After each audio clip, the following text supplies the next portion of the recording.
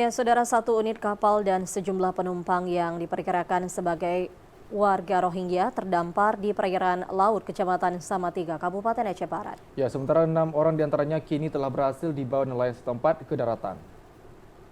Ratusan warga Rohingya dengan menumpang satu kapal terdampar di perairan laut Kecamatan Samatiga, Aceh Barat.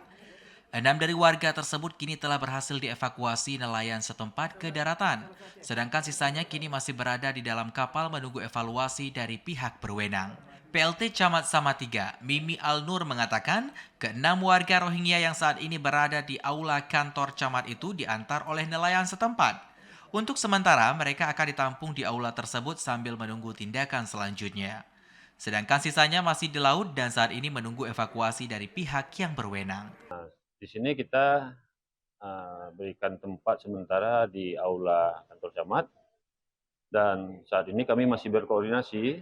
Di sini ada juga Pak Wakapolres, Pak Dandim, juga dari instansi pemerintah daerah yang diwakili oleh Pak Asisten 1. Jadi kita sedang mengkoordinasikan bagaimana kita untuk penanganan dan kemungkinan pengungsi ini akan kita kirim ke provinsi. Sebelumnya disebutkan nelayan di perairan Samatiga melihat adanya kapal yang ditumpangi ratusan warga telah terombang-ambing di perairan.